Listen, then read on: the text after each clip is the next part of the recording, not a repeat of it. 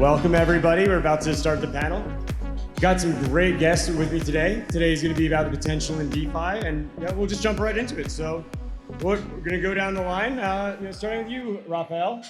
You state your name, what company you're currently working on, and everyone always starts the panel, how did you get into crypto? But we're going to change it up. What do you think the end game is for DeFi? Oh, end game for DeFi. Okay, well, wait, you got to introduce yourself first. Hang on. Okay, sorry about that. I'm Mike Zaharsky. I'm with the Chainlink Labs business development team. All right, Mike is the man. Thank you. All right, hello, folks. I'm Rafael. Good to see you all. Thank you for coming out. I am the co-founder and CEO of TrustToken. Can I get a show of hands? Who's heard of TrustToken?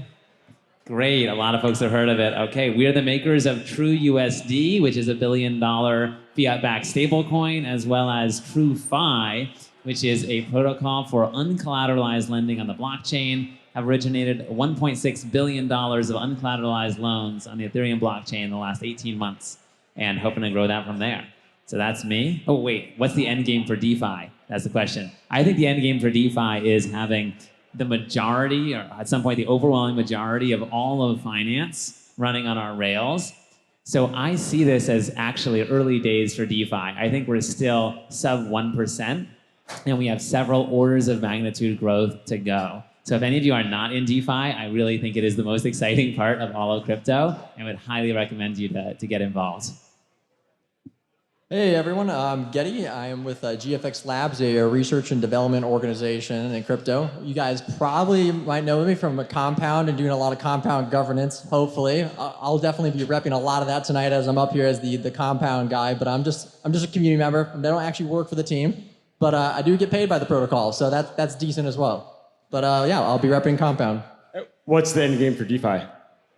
Yeah, I think the end game is like when the banks agree that these tools are better than traditional markets and traditional tools. So once we see them plugged in with Uniswap v3, that's when we've won. Awesome. And can I ask, can people in the back hear us okay? Can I get a thumbs up? All right, great. Okay. Hey everybody, Clayton Lowery. I'm a senior manager at Armanino. We are one of the top accounting and consulting firms in crypto. We've been doing it a long time, back since 2014, one of the oldest and most experienced in this space. And I've had the privilege of working with TrueUSD for a long time on a lot of their awesome transparency stuff.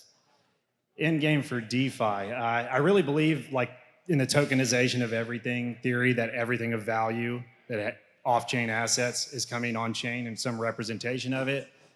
I think we are probably headed towards some sort of bifurcation of like a permissioned, okay kind of DeFi and a little more Wild West one longer term.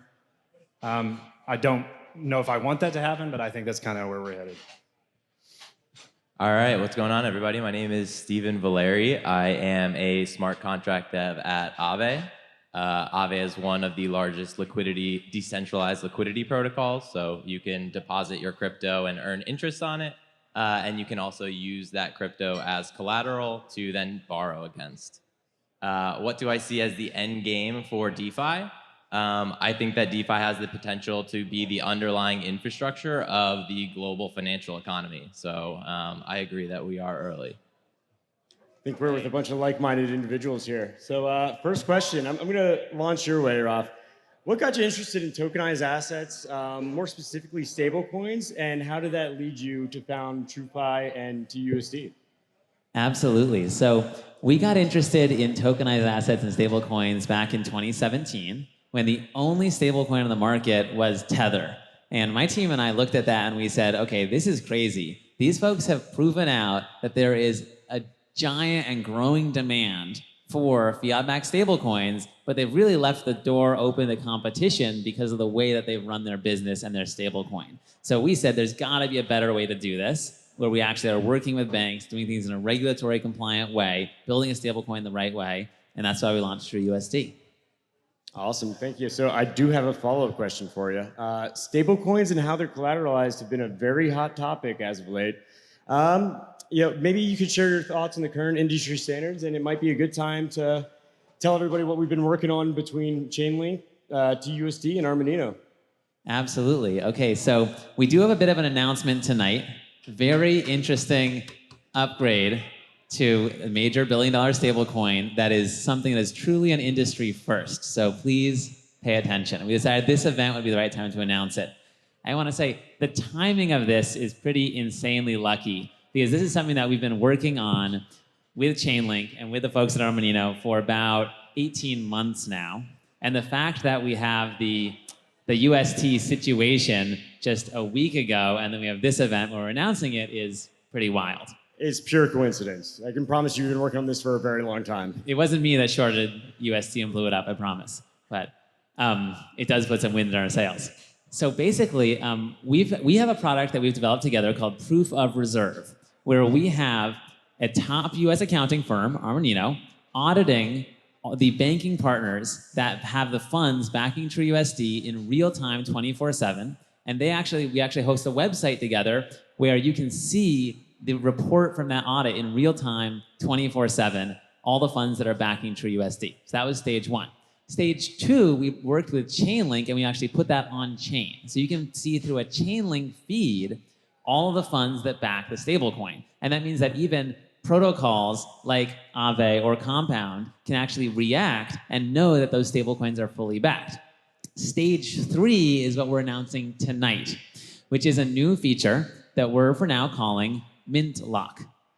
Mint Lock is basically an integration of this whole proof of reserve system directly into the TrueUSD smart contract, such that the smart contract literally cannot mint any additional stablecoin unless it is already attested through the third-party auditor, through the Oracle network in Chainlink, and put on chain, unless it's already attested by those third parties that the US dollars backing those stablecoin are already in the bank. So this makes TrueUSD the first and only stablecoin to ever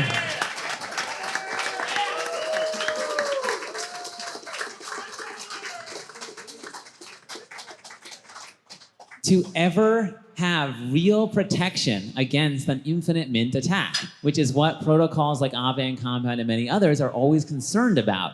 That, a stablecoin, it inherently has some points of centralization, that there's somebody who can mint it, right? And part of DeFi, part of crypto is about having those checks and balances, about decentralizing a system and making it more transparent, more trustworthy. So from day one, when we launched TrueUSD and we saw Tether was not doing things in the right way, we said, okay, so we're gonna have to have points of centralization because it's a fiat-backed stablecoin, but how can we go above and beyond what anyone has imagined to really minimize those and build it in a trustworthy way? So now today, with this product, even if you compromised all of the keys that control the minting of TrueUSD, which are inherently somewhat centralized, even if you compromised all those keys, which of course has never happened, even then, you would only be able to mint as many TrueUSD as there are dollars in the bank account, unless you also compromise the decentralized Oracle network that Chainlink has in the background that are actually attesting to those values on chain. So it makes any sort of attack much harder, makes an infinite mint attack much harder, and it provides a lot more confidence to people that really care about decentralization and transparency, that when they use a fiat-backed stablecoin that has proof of reserve, that has a mint lock, that they know that they are using something that they can trust.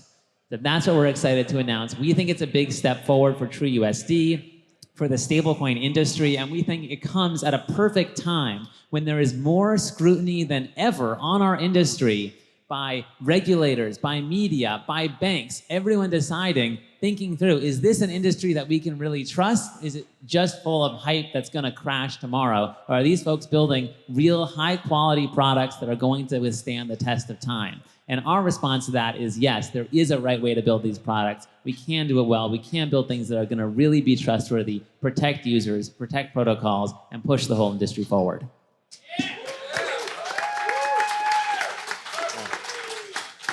We're very excited about it too. So I'm gonna put the next question to you, Clayton. You've been very involved with this. Maybe you can go into a little bit what's Armanino's role in being the auditor of this transparency, and specifically, how does proof of reserve work, and what role does Chainlink play in this all coming together? Yeah, so Raf and his team should get a lot of credit for really driving transparency forward in this industry. I mean, when y'all started, there wasn't, like you said, it was Tether, and they weren't doing anything. So it's been a process from like the manual monthly ones up to like automating a dashboard where it was just showing the balances, and then us layering on the attest and going through the standards on top of that. And now we're here at the on-chain aspect, which I think is incredible. I think it's the future of tokenized assets. I think in like 5 or 10 years, this kind of panel is going to be very famous because of what we've pioneered here. What we're basically doing is y'all issue on like 4 or 5 chains. We're running nodes on each of those chains, and we're querying the balance from each smart contract on that. And then we're checking that every 30 seconds against the balances in each trust and bank account and verifying that those are backed. And then we have an API that we've exposed to a Chainlink Oracle network. And there's 16 of us on that network. We are also one of the oracles, but 15 other ones. And we're putting that on chain at a regular interval, and any deviation of a mint or redemption. And like you said, every time you are going to have to want to mint, you're going to have to query our feed. I look at it as like the ultimate control for anyone that's ever worked in like risk. This is something that there doesn't exist in traditional finance at all. And I think once these regulators understand like what you can do with this, it's going to make a big leap forward for our industry. All right, thank you, Clayton. So this next one, I will say, Clayton, and you're doing this not just with fiat-backed stablecoins like TrueUSD, but with other products, other tokenized assets in the blockchain as well. Can you say a little bit about that? Yeah, we're doing it with a bunch of carbon credits, equities that are coming on chain. We work with CoinShares, they're one of the largest asset managers in Europe, so verifying that their securities are trading, they're actually backed. We have a huge problem, and anyone that trades gold knows that paper gold is maybe not really backed like they claim.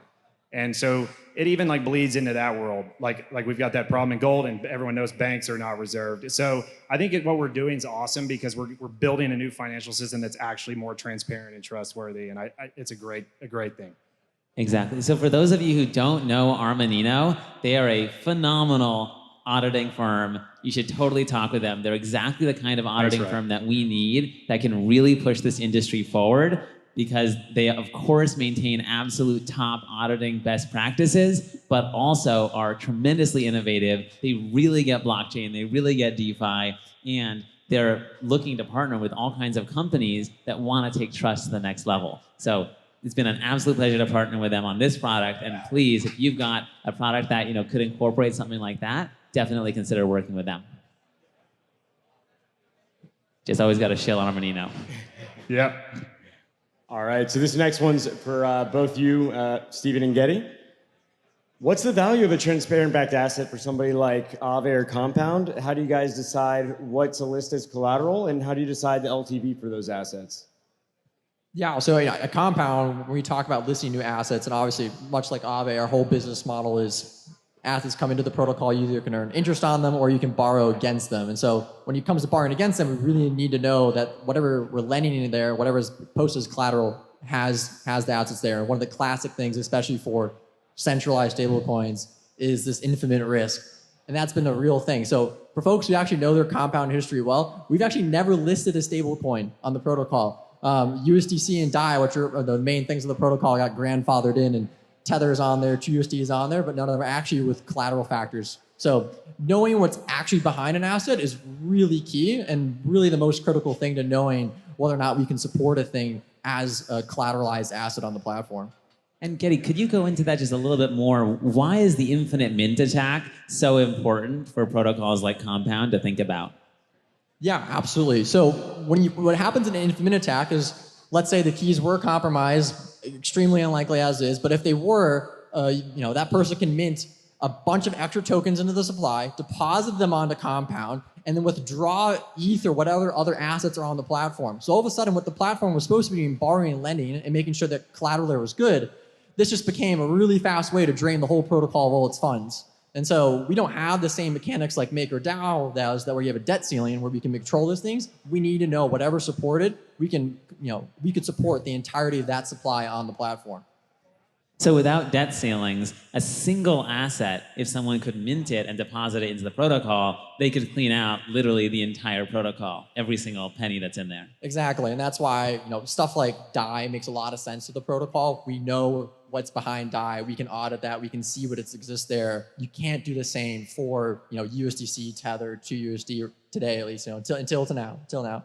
And now we can, and I think there'll be a very bright future for this. I think a lot of folks are going to find this a really important thing, especially after last week's events. Now, Steven, you want to give your approach? Yeah, for sure. When you're looking to list an asset as collateral, there's a lot of things that you want to consider. You want to have certain levels of volume, understand the volatility of the asset. You can run a ton of simulations to understand under different market conditions what type of market configurations might make sense.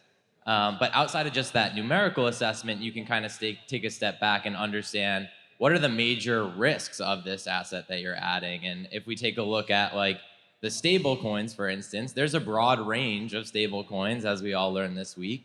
And some of those are one-to-one asset backed by the US dollar. And the risks there are your centralized entity. So, if that centralized entity isn't behaving as you expect, which as we see with this solution, it's kind of changing that risk and making it and mitigating that risk to a pretty significant extent. Then you have your kind of collateral-backed stable coins, and that risk is that the collateral totally crashes, right? And that's a totally different risk than the centralized entity not performing as expected. And then you have, other types of stable coins that maybe don't get listed as collateral because they are very high risk. So I think those are some ways of thinking about it as well, where you want to plot out kind of the attack vectors and worst case scenario for these stable coins is probably the most important thing you need to understand, because in a good market, it's easy to be a stable coin. In a bad market, that's when you want to make sure the stable coin is stable. And Steven, Aave has an interesting model where instead of just having a single market, they have multiple markets, so they can kind of segregate risk between those markets. Could you talk a little bit about that and how that affects when you're thinking about listing potentially different kinds of stablecoins or other assets? Yeah, sure. So we are deployed across a bunch of different protocols. So we are on Ethereum, we are on Avalanche, Polygon, Arbitrum, Optimism, Phantom, and Harmony. And all of those markets have different configurations, and based on the market, how many assets are on that, what is the volatility on that chain, you may have different configurations there. In addition to that, with our V3 version, we've introduced a lot of risk assessment and risk management features.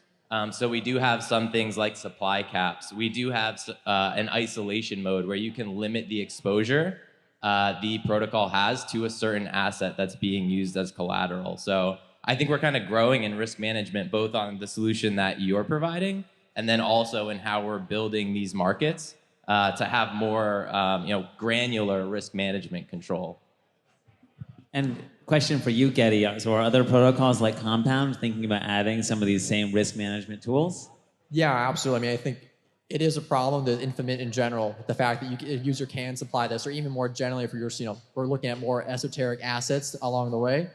If you have, an infinite amount, if you could take that whole supply, that's still a problem. If there's a big token holder of a single token, even if they're not minting new tokens, that can still be very problematic. So a lot of those features that Aave has, that MakerDAO has had, are definitely ones that we're considering, implementing. But it's a big infrastructure upgrade. All right, so Raf, I'm going to bring it back to you. What value do you see in algorithmic versus asset-backed stablecoins without being overly biased to TUSD? Oh, well, man, I guess this is a little different, coming out a little different this week than after we planned this. I think that there's a whole range of different so-called stablecoins. I think that as an industry, we may need to move beyond calling them all stablecoins. Agreed. It would be helpful if we started calling them a couple of different names. Some of them are more like bonds. I do think that some of the so-called stablecoins that carry more risk really should have upside associated with them. If you're going to, if any sort of reasonable investor is going to want to hold that stablecoin and take that risk, they should be making something on the upside. So I think that differentiating these into many different products as opposed to lumping them all as stablecoins, even though they're so different under the hood, would really help. And actually, speaking of this, we just had a really interesting meeting just yesterday with S&P. Has anyone heard of S&P? Like S&P 500, Yeah. the ratings agency? So they rate bonds, and they are super interested in this space. They were telling me like, yo, we totally get the potential of DeFi. We're all over this. Our CEO is on board. He's excited about this. We don't think that the big banks understand how important this is. They kind of get it, but they don't really get it. And we think that folks like us have a lot of value to add here. So I would love to see us partnering with companies like that to come in and actually start doing more thorough vetting of some of these crypto products.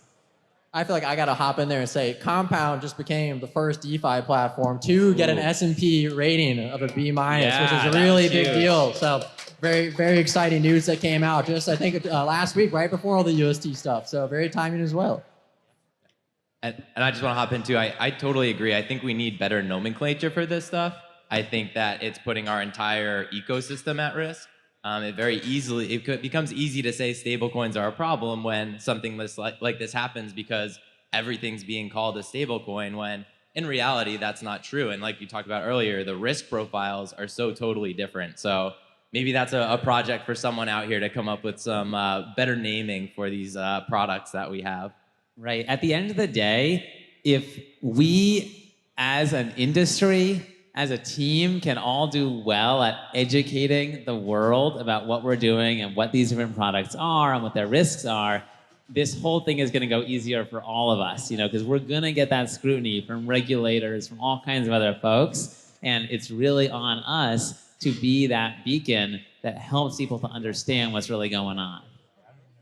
Yeah, thank you for that. And Steve, let's start with you, but Getty, I'd love to get your thoughts on this as well. We've had more dollars lost in exploits in 2022 than we've had in all 2021. What are your protocol's approaches to things like contract exploits, phishing? What type of things are you implementing to guard against those? Oh, we're talking about all the fun stuff tonight. Your favorite topics.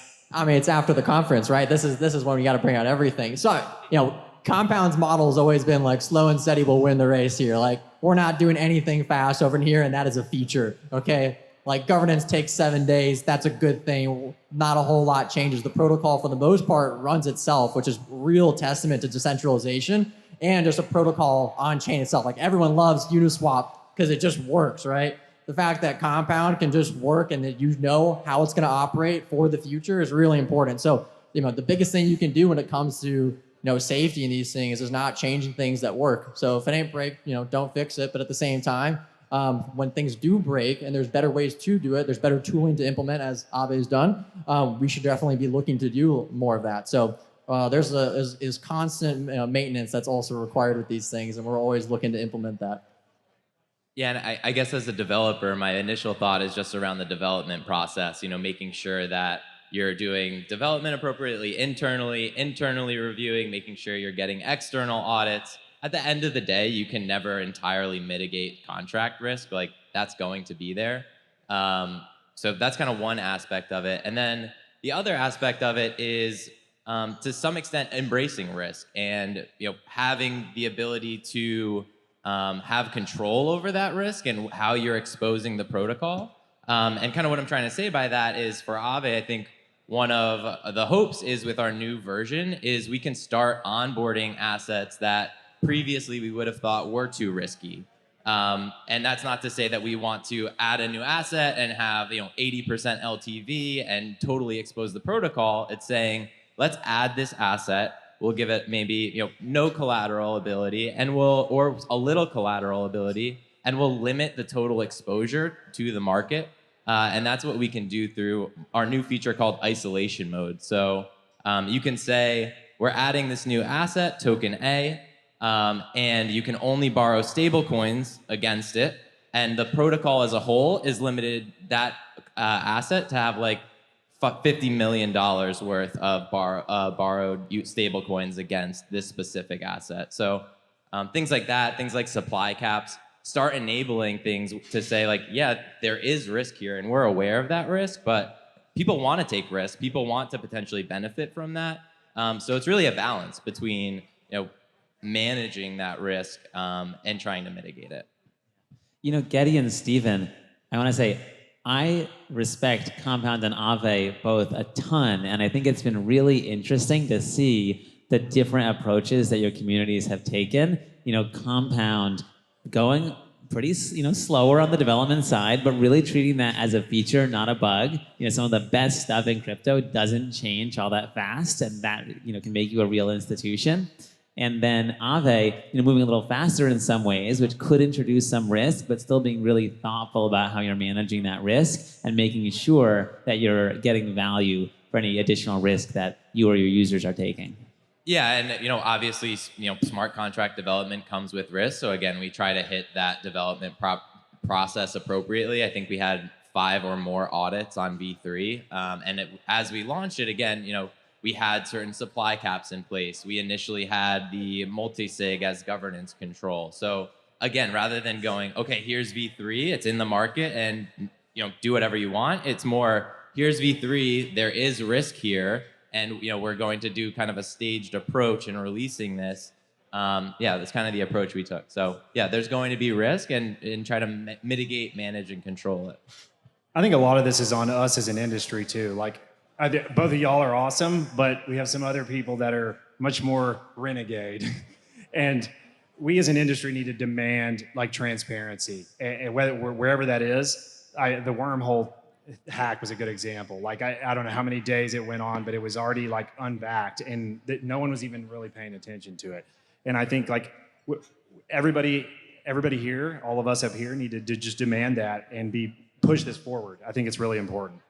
That's right. Like, even when we're taking risks, and even when we're building something that's going to create risk for our users, being transparent about that, being thoughtful about that, giving people time to react, making sure that you'll know what they're getting into, because that's when protocols and products can really get in trouble, is when they're not transparent about those risks. People lose money and they say, WTF was going on. Yeah, and maybe to pull it that, those risks, and there's the kind of the downside, there's also the positive side of where we could end up, right? Like traditional firms doing quarterly reports on what their assets are, like, no, we can be doing live audits. Like that's dead. In traditional finance, you always I feel like that gets thrown around. They're like, we can do live audits, and like very rarely do you actually see that. And like blockchain gives you exactly that. So there's like the downside where you get bad actors and you have people performing risky things, but there's also the potential great upside where we have better audited processes than you can possibly do today. So kind of a wide array of outcomes.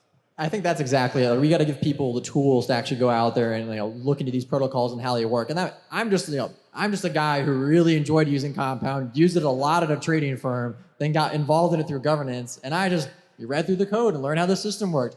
I don't have any inherent connections to anyone or anything, but it's all on the chain. And if you just keep reading through it all, you can figure out how the whole thing works. It isn't that complicated. In that sense right there, like people have the whole ability to go look at these systems. You cannot possibly try to do that with any traditional fintech product. And that right there is like the coolest difference to me with all this. Exactly. I think it's important to remember just like what we're up against as an industry. It's quarterly reports, annual audits, stuff that's super not transparent, where users are actually getting screwed on a daily basis. Like I like to remember, I guess, so where do folks bank? Does anyone here bank with Wells Fargo? Anyone use Wells Fargo? I'm a Wells Fargo fan, okay. I hear boos. Okay, so why are folks booing? Well, look, I'll just say, look, Wells Fargo, it's a totally normal bank. They're not like a fly-by-wire shop. This is a normal U.S. bank. But in my savings account, I earn what? Like 0.1% on my money. You earn almost nothing. And is it because those guys are lending at 0.1%? I don't think so. They're not lending at 0.1%. I've never gotten a loan from that 0.1%. I can promise you that. They're lending at a lot more than that. Is there any transparency for me about what they're lending at? No. It's just they're not passing the money back to the users. I know someone's pocketing that money. It's just not me. There's no transparency about it. I, as a user, am getting a tiny fraction of what's actually being produced. And you compare that to something like Compound, something like Aave. It's completely transparent. You can literally see every single loan the Compound or Aave protocol has ever made since inception and the exact terms of those loans. And so it's just it's a world of difference. Like you just imagine if a regulator went to Wells Fargo and said, hey, we want you to publish publicly in real time, 24/7, every single loan that you've ever made. And in real time, you're gonna publish all of it. It's crazy. It's a crazy level of transparency. And then if they said, hey, we want you to give 80 or 90% of your returns back to users, whereas now I'm getting a tiny fraction. I mean, it's a world of difference. And so at some level, that is what we're up against as an industry. That's the bar that we need to clear. And in some ways, it's an extremely low bar, and we're already crushing them. And it's just overcoming a lot of the barriers to entry and barriers around trust and transparency that we're talking about here that are going to help bring, in the future, hopefully, hundreds of billions, even trillions of dollars into this industry that I think is inevitable. All right, thank you guys for that. One other thing, I think DeFi has gotten a fair criticism in terms of it's just been a rough user onboarding. We've seen a lot of new bodies come in the last year and a half. Things like private key management. How many bored apes do we need to lose? So maybe you can talk about what are things like Compound and Aave are doing to help that user experience, and then maybe you personally, what you'd like to see to kind of help push the industry forward to make it a more user-friendly experience. Yeah, I mean, I guess it's no surprise, at least to me, like, I don't know how on earth my friends would possibly have bought crypto without knowing me. Like, okay, go to Coinbase, get Coinbase, connect your bank account, get a MetaMask, send stuff to MetaMask, approve a transaction, send the transaction. Like, that's what, 8 steps I just said that are like, take a long time, are not easy to do. So I think there's like definitely steps within that hopefully, you know, whether it's Aave or not, can be kind of removed through the process. I think there's some pretty cool patterns we've seen, like the permit pattern. So that removes a transaction. So it's no longer a proven transfer. It's sign a message and then submit one transaction for a transfer. That's quite nice. I think also with some of these L2s or you know, even other chains, reducing transaction time, even that's way nicer. It makes the user experience way better. You're like, not like, oh, I submitted my transaction, what happened? It's, oh, I submitted my transaction, I see a green check mark now, good to go. So I think there's a few things that are being worked through, and we're getting there. And again, we are early, I think. Yeah, I think, you know, when it comes to Compound, it's just about making the system simple. If we can make it digestible for folks, that way they can actually understand what's going on and put it in terms, you know, use nomenclature that isn't DeFi specific. That's, you know, we don't need to have barriers that were, you know, man-made and whatnot. If we can make these things as simple and digestible as possible, that's, you know, it's an easy thing to do, but in practice, it actually requires some thoughtful work to make sure you actually put it into their terms and make it accessible. But, you know, when it comes to the wallet part, to your point, like, I don't have friends, for the most part, who would be able to onboard without me. I think most of them need help. So it's still today, I mean, the MetaMask experience is still awful. At least we have Coinbase Wallet trying to do some things in Rainbow, but it's still a long ways to go. So we'll see. But Robinhood is adding colors to the wallet now. I don't know if you missed the announcement yesterday. Really? Yeah, Robinhood's doing a wallet. All right, there we go. Never mind, I'm out of the loop. DeFi moves too fast for me. All right, so we're about out of time. So I got one last question. We'll just go down the line. What are some new or yet to come developments with each of your individual projects, and how can people get involved with your community, and are you guys hiring? So Rafael, let's start with you. Oh, good question. Yes, we are hiring. If you are not working in this industry and want to be, please come talk with us. Or if you are working in this industry, but you're not working on the most exciting project, which is, of course, what we're doing here at TrustToken with TrueFi, with TrueUSD, some very interesting stuff, please come talk with us. But some exciting developments. So we've got a protocol that leverages stablecoins to do uncollateralized lending on the blockchain, which we see as really a huge next step beyond what Aave and Compound have done with over-collateralized lending. And we think that with all these kinds of protocols, there's the opportunity to really gobble the entire lending industry that is currently 99% off-chain. So we're very excited about that. We've got a bunch of new lending pools that are going to be launching in the next couple of weeks. Some very exciting stuff. But if it is something you're interested in, please come talk with us after. And I've got a couple people from my team as well who are here as well. So we'd love to see you. Yeah, so I can chill Compound endlessly. If anyone wants to talk Compound, do come and find me afterwards, and I'll tell you about the awesome things as a community member you can do. But my day job is Gfx Labs. So if you like the idea of a DeFi-powered Visa card, dude, come talk to me, because we are building lots of cool stuff on that front that'll be launching this summer, and that'll be like the first functional actual crypto card that it provides an actual utility beyond just like the novelty of spending cash and coins in the real world. Or if you don't want to talk governance, come over and talk to me governance, because we do a lot of stuff over at Compound and on Uniswap and other places. So yeah. Is GFX hiring?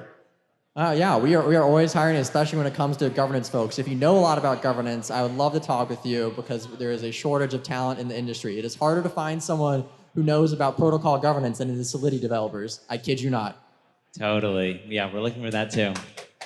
All right, Clayton, how about you? We're always hiring. We're accounting side, finance, technical, anything. Yeah, we're always looking for great people. On the kind of newer developments, I'm excited about DAO financial reporting and the standards that are going to develop around that. I mean, this technology, like you were mentioning, enables real-time financials. And I think it's very early. There are no standards. A lot of DAOs aren't really doing anything. Some are doing some cool stuff. Like y'all are working with Llama on some cool stuff. And I think that's gonna be a cool thing to see unfold, and how DAOs, especially the bigger ones, like the bigger protocols, report financials for their token holders. And eventually we'll get to where we can do like a real-time audit of that, and it'll be live. And the whole, like y'all said, the quarterly thing, all this stuff, Enron, it's gone as we move into this world. All right, Steven, take us home. All right, cool. What am I most excited about? I guess first off, Aave v3. Some of our sick new features include isolation mode, efficiency mode, portals. Happy to talk more about what those are. And more importantly, we just launched Lens today, which is Aave's decentralized social media platform. Check it out if you haven't. Yeah, so you can go to lens.xyz, check that out, learn more about it. You can check out one of the community UIs, lenster.xyz. And yeah, Is Aave hiring? Excited to get you guys onboarded. We are hiring. I use Workable. You can check out the listings, but they're all over the place. Or you could connect with me or some of our Aave friends in the front here to learn more about some open positions. Wow, All if right. I could just say, honored to be on the panel with these four amazing gentlemen. I think this is a group that when the market goes up, we keep building. When the market goes down, we keep building. So stay strong, stay true, keep doing stuff that makes sense. Let's go. All right, everyone, thank you so much. All Enjoy right, the thanks, open everybody. bar.